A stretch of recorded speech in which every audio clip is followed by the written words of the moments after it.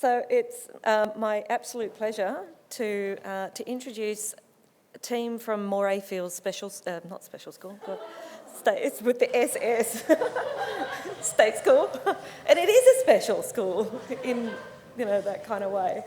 Now, I mean, originally on the program we were going to be joined by the leadership team from Lamandra Behaviour School down in New South Wales, and unfortunately they couldn't make it. But I was overjoyed when I was contacted by Michelle Cubis, and we started talking about some of the things that they're doing at Morayfield State School, because it is a school in a challenging context, and they understand about relationships and particularly about working with boys.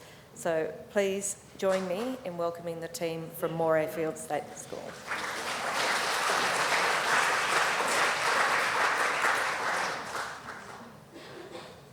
Thanks very much for the introduction. I have some reluctant backup dancers who are just off to the side here, quite keen for me to be up here, and I'm a Leo, so that's fine with me. I'll just talk a little bit about what we're trying to do within our school context and look at it in a broader regional context as well. But I think for the four of us, it's been extremely beneficial, obviously, being here today, because I'm feeling a little bit better and we're feeling a bit more confident that we're actually on the right track, and we are moving in a really positive direction with some of the challenges that we face with some of the boys at our school. So we will look at the regional and the school context. We'll look at the strategic direction of our school, our focus on engagement, some of our behaviour data, and our alternative education program that we are trialling in-house, and then obviously there's time for questions at the end. So we're situated in the North Coast region. We're about 45k north of Brisbane. We've had some shifts in the way that we're supported regionally around behaviour. There has been some restructuring there. So there was a model operating where we had behaviour AVTs, etc., coming into our school. Basically, that's changed this year, and we're now looking at extra allocations of funds into schools to support behaviour. But there's a downside to that, in that a lot of the schools don't actually have some of the expertise needed to manage some of the high-level behaviours that we see in the context that we're working in. There's been a shift in terms of access to positive learning centres. So we have one positive learning centre operating in the Dacabin State School, and for us it's quite inaccessible. We've got a lot of families who don't have access to transport. They don't have their own personal vehicles, they can't access public transport. It's a low socioeconomic school, so the money needed to actually get to this program is not viable for a lot of our families. We do have some involvement with the Management of Young Children program.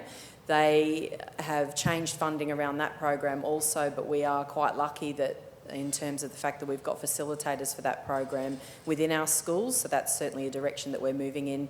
As we acknowledge the fact that earlier intervention is absolutely crucial. And I guess probably one thing that stands out for me when I'm reading any article around student engagement is that a lot of the research is focused on disengagement in the high school sector, and for us we see kids every day at the age of 7 or 8 who are already quite disengaged from their school and can actually verbalise the reasons why they're disengaged and why they dislike teachers, why they dislike the learning. So for us as a team, we're looking at being innovative now because we can see exactly where these kids, and I've worked in a high school sector as well, and I've worked in high school like alternative programs for secondary students. So there's a number of boys in particular that I'm working with who are 8 and 9 years old, and I've got a pretty clear picture of where they're going to be sitting by the time they're 14 or 15. So for us it's a real priority and an urgent area that needs to be addressed in our school, and I'd say across many schools. For this quote, I guess we reject to a certain extent that supporting children and young people at risk remains the primary domain of alternative education providers, with a view that schools continue to lack flexibility and capacity to respond to children and young people with a high risk of disengagement.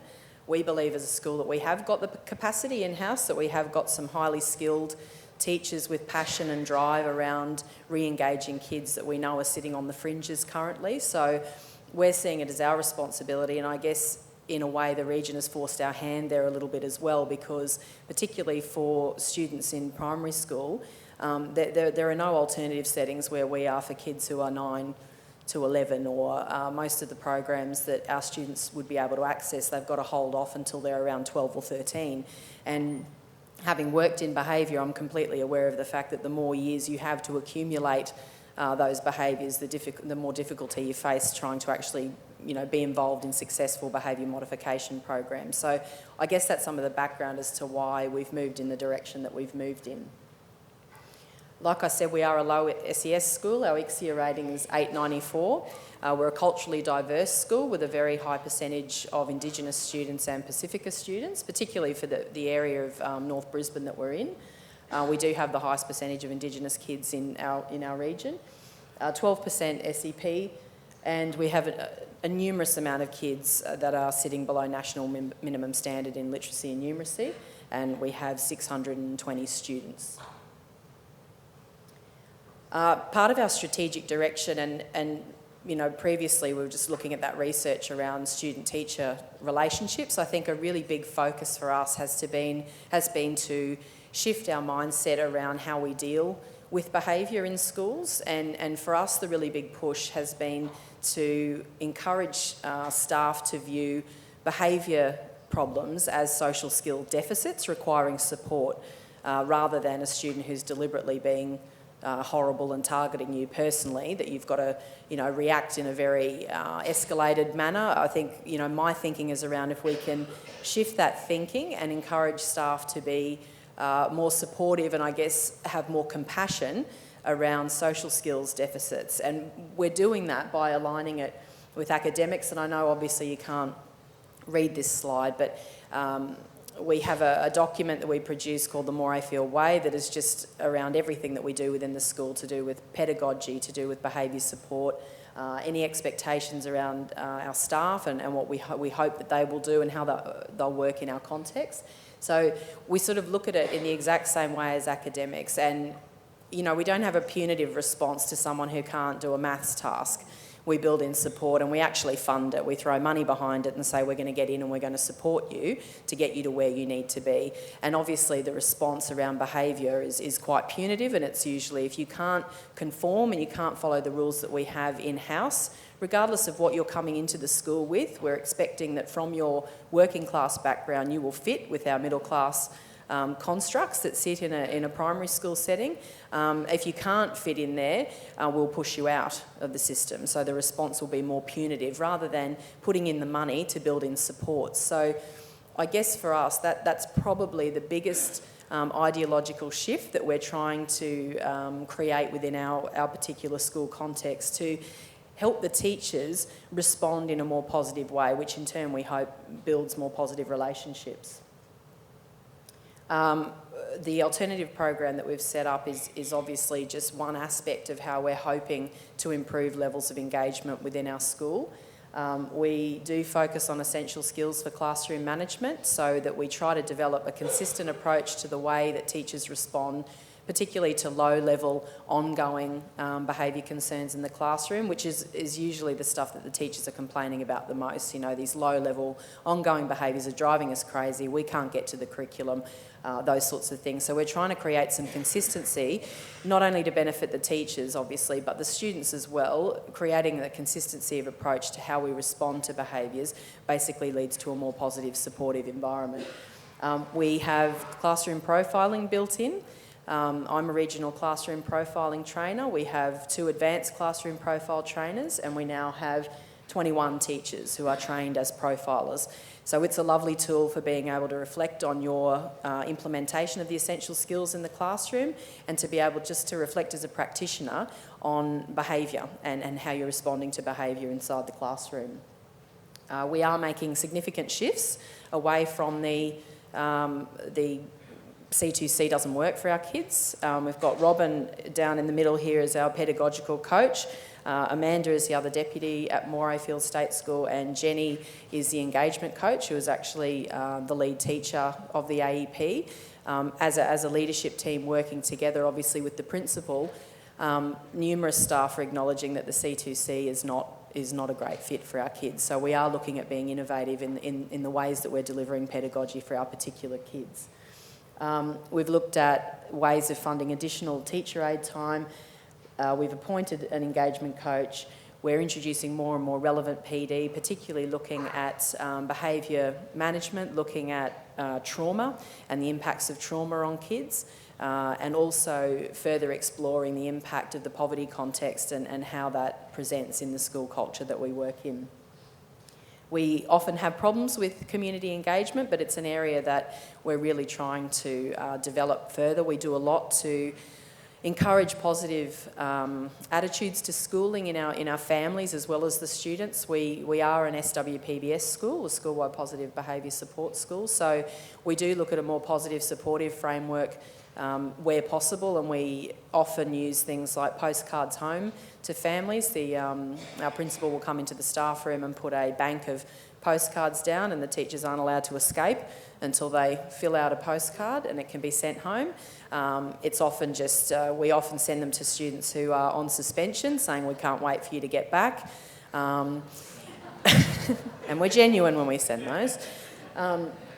Or, students who've had noticeable absences, phone calls home, we miss you, where have you been? The students in the class are asking about you, the teacher wants you to be there. Those sorts of things, trying to encourage the positive relationships, because I'm sure, as most of you are aware, normally if a parent gets a phone call from a school, well, certainly if one of our parents gets a phone call, there's a little groan at the end, and they want, if they pick up at all, they might just see the school number and keep the phone down. So it's usually a negative interaction. So we're really working hard to try and build positive connections with our parent community.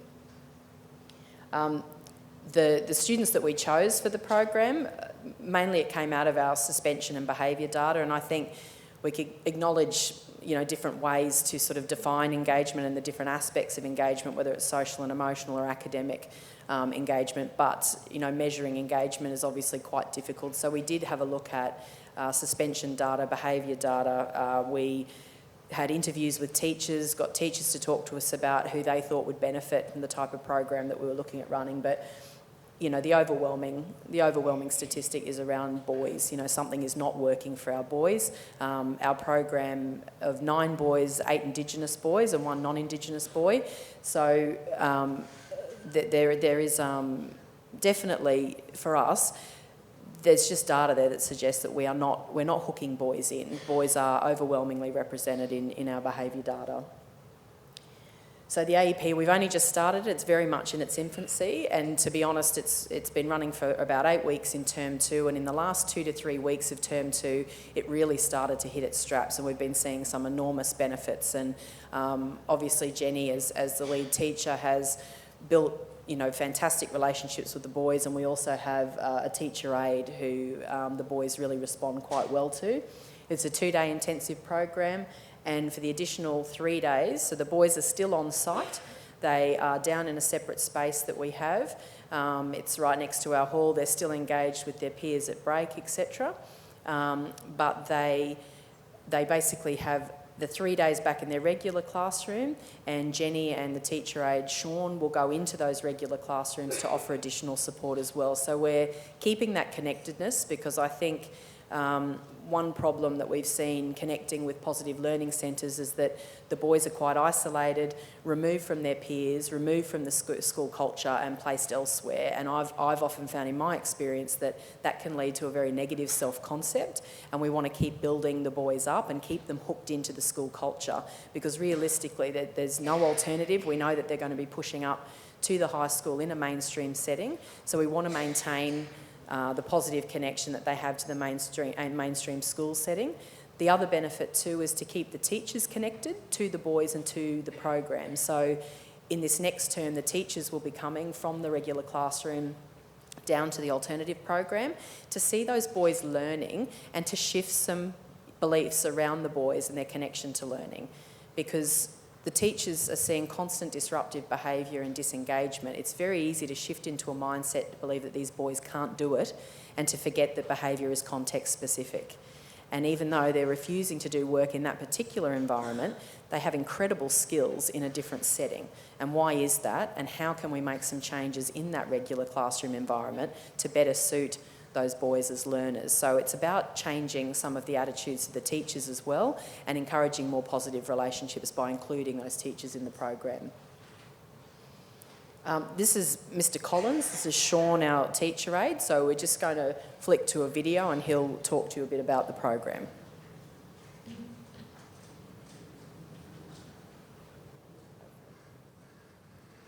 Relationships with our high need kids. So you're pretty keen to work in the AUP program? Yep, yeah. And what were your main hopes for the program and the kids? Main hope was to get these kids back on track, to get them engaged in learning again, and just to see them set themselves up really for high school and better the chances of a great future. So the whole idea about having the integrated program around remote control cars was your idea. What made you think that the remote control cars would be a good way to hook the boys in? What kid doesn't like remote control cars? We chose to do the Tamiya ones and build the kits from scratch, which was a very hands-on activity for the kids. We could have got them out of the box and just put batteries in them and away we went. But I believe the kids would have had no respect for the cars. By building them, they've got respect for the cars. They were quite technical. There was a degree of engineering even that went on to build these cars. The guys learnt things that a lot of kids didn't know what a differential was. And we had to build one. We had to build two, but we had to build one. Steering, all the geometry on the steering had to be measured and corrected, and we built the cars from scratch, and the kids were just buzzing. You've seen it yourself, when we put the diffs together and one gear turned the other gear and they were looking at the cogs and it was like you'd done a magic trick in front of their eyes. They didn't believe it. And that just hooked them in, that they just got so engaged with doing the cars, and because we used it not as a reward, but it was nearly a reward, so they would knuckle down until it was car building time, and car building time came around 2 hours or an hour and a half, and it was like 15 minutes to them. They'd done. So it was a really useful. I believe it was a really useful tool, and it helped us to get this term and to get them started at AEP. Mm-hmm. So Sean's worth his weight in gold. He relates beautifully to the boys.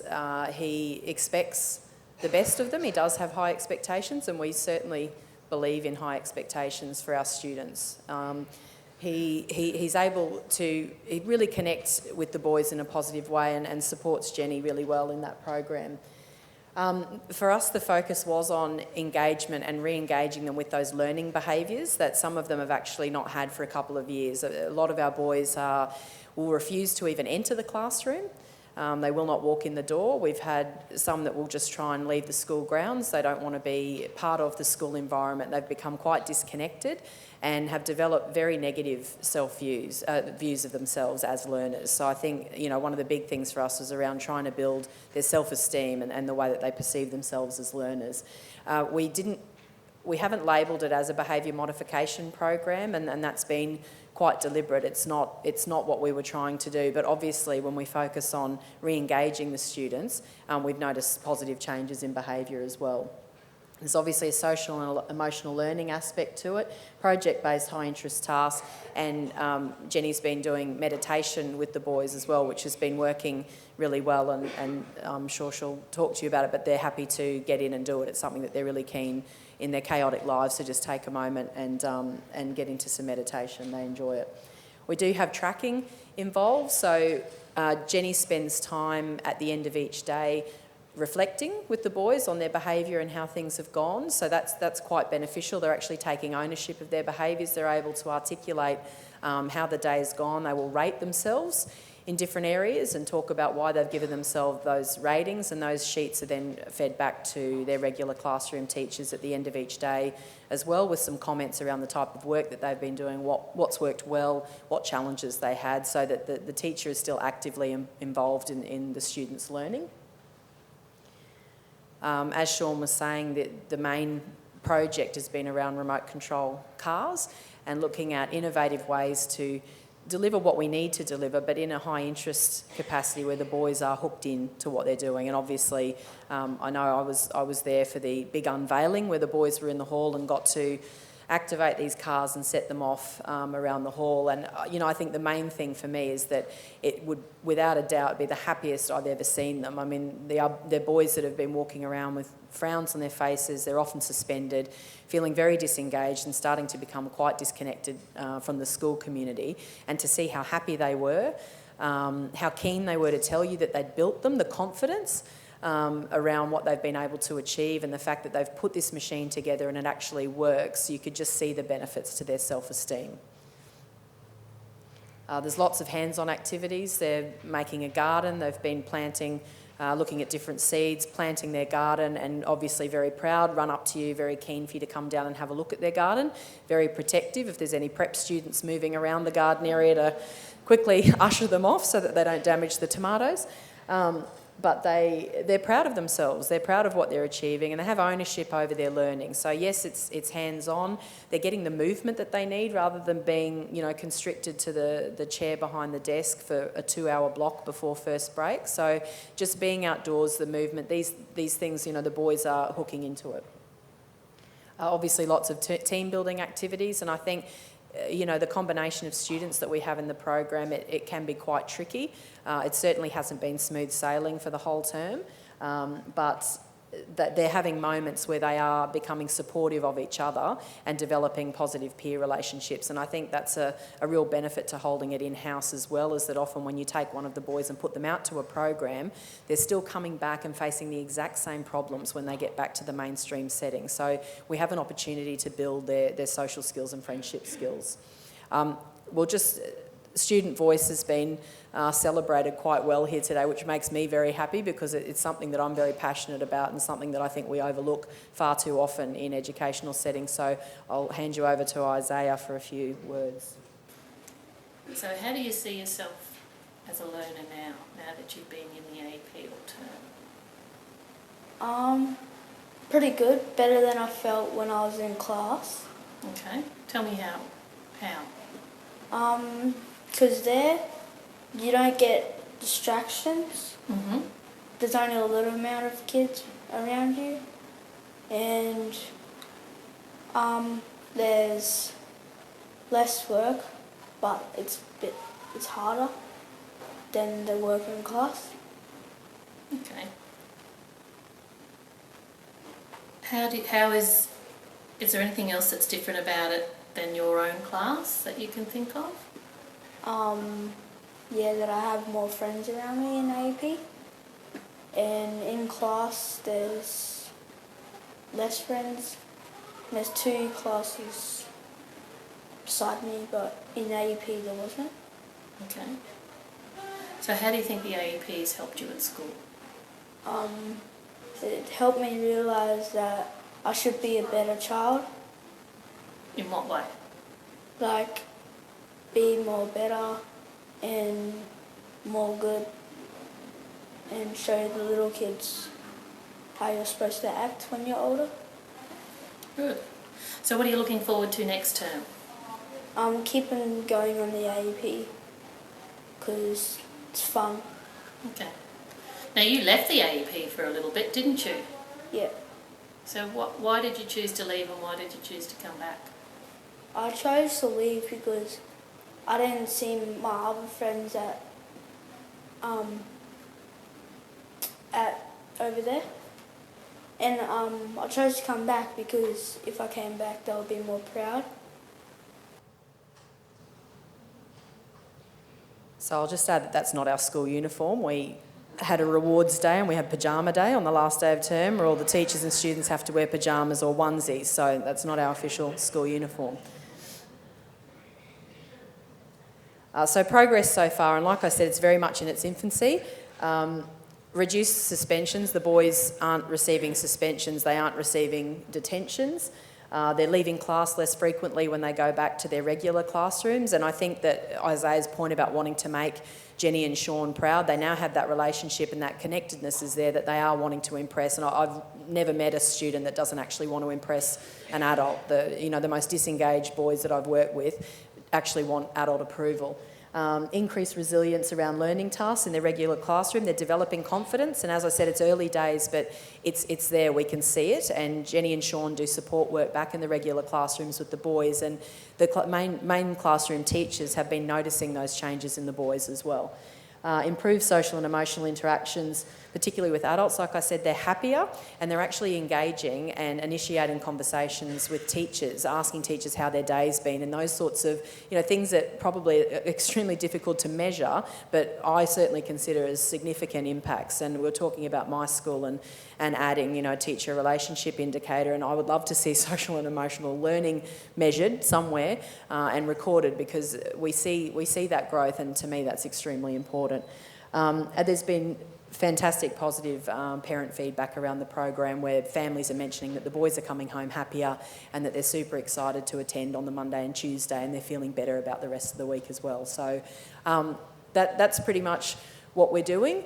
I guess that probably the final note would be around the fact that there has certainly been some patches and rough times along the way, but it's a significant investment that initially looks like it's just to benefit 9 boys, and there is definitely benefits there, there's no doubt. But the feedback from the teachers is that those 9 boys having a bit of a break outside that classroom is having enormous benefits for them, and the teaching that goes on in the room, and also for another 90 students across those classes. So we're seeing it as an investment on both sides of the fence, but certainly it's in its infancy, and hopefully things will keep moving forward in a positive direction. So thank you very much.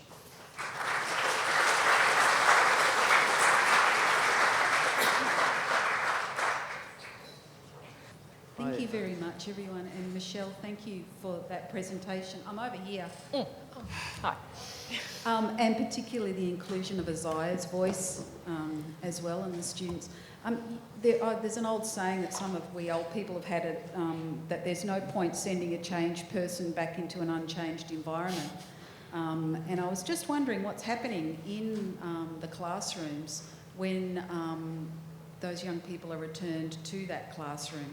Are there any other changes that happen in their environment that may assist both the teacher and students to develop a stronger relationship? Yeah, I think the point I was making about certainly in this coming term to allow the teachers an opportunity to be down in the program and seeing the type of activities that are engaging the boys and how that's working, I guess encouraging teachers to be a bit more innovative where they can back in the classroom, but also having the support of Jenny and Sean go back into those classrooms to support the boys, but certainly across the Year 6, because this program is for Year 5 and 6, across the Year 6 cohort, they're actually reinvigorating their units. I mean, Robyn, you can probably speak a little bit more about what they're doing. Yeah, so over the last 3 years, we've been working our way away from C2C, and this year we've had 2 year levels who are actually planning with our head of curriculum a completely different base of a unit that's based around using the Australian curriculum, but on what they see that our students need then and there, and building it around their interests. So there's a lot of activities that are involved in immersion type activities to build up their prior knowledge, and then they're working on different project based. There's a lot more working with children doing the talking and working together. So we've got 3 year levels now doing that, and it's sort of, again, still in its infancy, but the positive feedback that teachers are giving about engagement is working really well.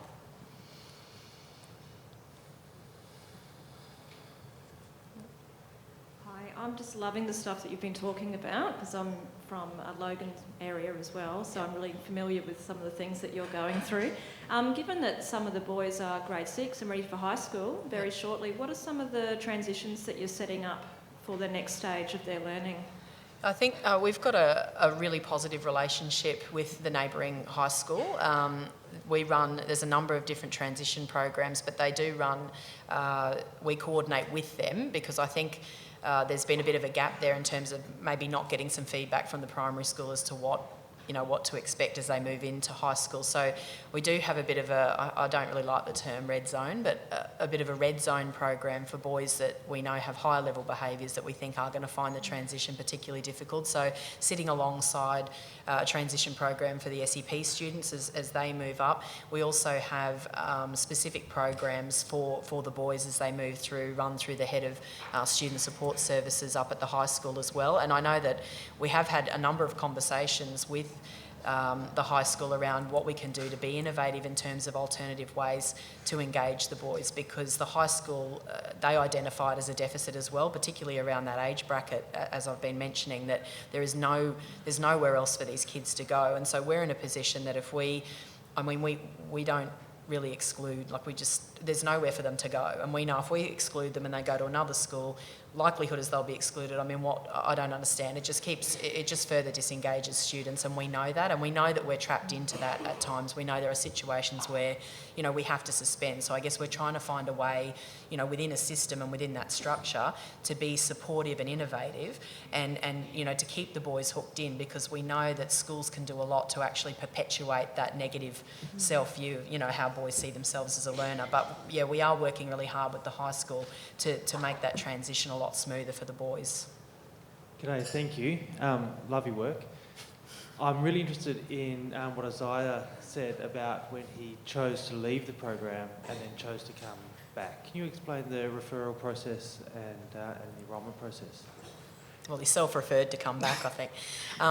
Initially, we obviously had the parents' support and parents' approval. We did up contracts and the boys agreed to certain things that needed to happen. We did say to the boys, and there was a bit out of Isaiah's video that we didn't show where Robyn asked him, why do you think you were chosen to be in this program? And his response was, because I'm special.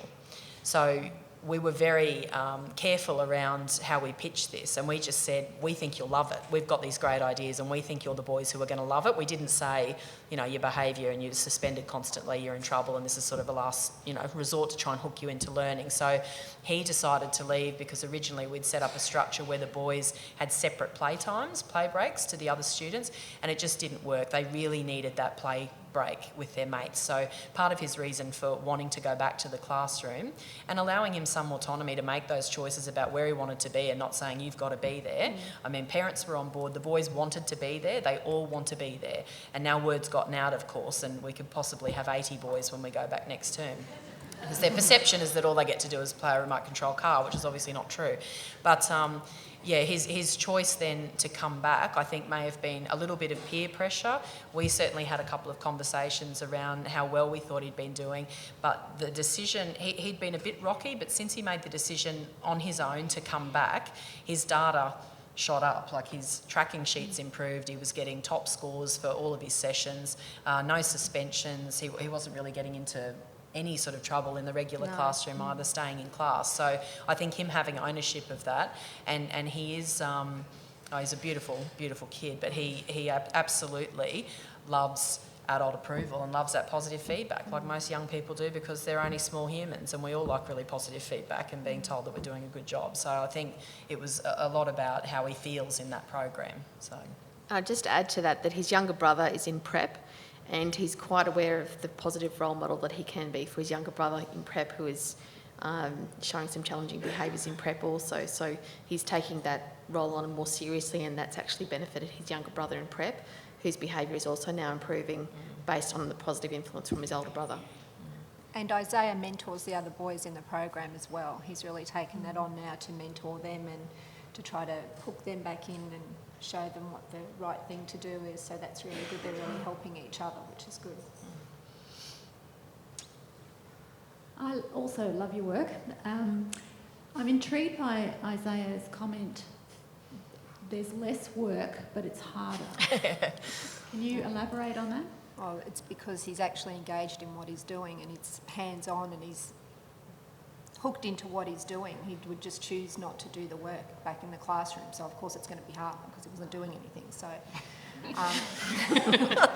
so he will sit down and he will read and he will do all the things, all the stuff that he's got to do to get into the cars or the garden. He will sit down and he will do it, and he'll do it to the best of his ability because he wants the approval from Sean and I. So all of the boys actually have learnt a lot of strategies and skills that they didn't have before. They just didn't see themselves as learners at all. And now they are starting to look at themselves that way. So they do sit down and tackle a task and have a go at it. And I think they're a bit trapped too, because they really enjoy the program and they don't want to leave, but they have to work. You know, they know they can't sit there, whereas back in the regular classroom, when things were becoming difficult and they didn't have that resilience around the learning task, they would just flee. They would just leave the classroom, so they could get away with it. You know, they'd be out and we'd get them, you need to go back to class, and we'd try and support them to get back to the room. But I guess they're under the microscope in that program, and they actually do want to do the work. So I think he is finding it challenging, but he's also discovering what he's capable of doing, and he's a very smart young man. He's a clever kid. And he can see a purpose for what he's doing. There's a purpose. There's a purpose for learning how to measure. There's a purpose for learning about geometry. There's a purpose beyond having to read and understand and follow directions. It's all meaningful. They're interested in why they're doing it. It's not just because someone says so. So much, guys. You mentioned something during your presentation that I'm a huge fan of. You mentioned, the postcards home. So I know Maryland's East does that as well, and some other schools. And I've been saying on Twitter that I'd like some of those. Yeah. And it's such a simple thing to do, but you made me think about something that came through really strongly in our interviews with our behaviour school kids, where, and I really do think that as a collective we do need to do better at this in education, where engagement is not just with the kids, it's also with the parents. And I know that, I know I can be a difficult parent, but the... Did you say something? And you're just like me, so... But one of the things that we found, and I found it particularly moving, was that no matter... these boys came from some of the most dysfunctional backgrounds you can imagine. But I think we make a huge mistake in sometimes treating their parents, there's no other way to put it, but with contempt. Because the kids pick up on that, and they know it, and you know what? They love, I was just amazed at how powerfully these boys spoke about their mums. And I'm going to lose it, but... So some were talking about how there was this one boy who was talking about his mum, who he was taken away from when he was 4. And he was saying that he wanted everything to change. Like we said, if you could change anything about yourself, what would it be? And I hated asking that question, but it was one that we were interested in, and he didn't say, most of them didn't say that they wanted to change anything about themselves, but this boy said that he wanted to change his past and his background, and he said that he just wanted everything to go back to before he was taken away from his mum. And he described how she was an alcoholic, and that she was drug addicted and all of that sort of stuff. But when we asked at another point in the interview about, for them to describe themselves, and that we gave them words to do this with, because a lot of them had language difficulties, and we knew that they wouldn't be able to think up abstract personality, characteristics. And a huge number of them chose 2 words in particular: protective and defensive. And this boy, when we asked him why he was defensive, he said, well, if someone tries to bash me, I'll defend myself. And then we said, when are you protective? And he said, I'm protective when my mum comes back from Centrelink and she's going to get set on by junkies, and I protect her from them. And he was 11. So one of the things that really stood out to me was how connected and engaged they actually are to their parents. They love their parents, despite how, I guess sometimes their parents are not necessarily that good at coping or that good at engaging with the school. But they also know when the school doesn't respect their parents. And they talk about that with extreme anger and resentment. So one way of getting to these kinds of kids is actually to work with their parents. And that's what Lamandra down in Campbelltown does. And these parents can be powerful allies. So I commend you on the phone calls and the postcards. And please send me one.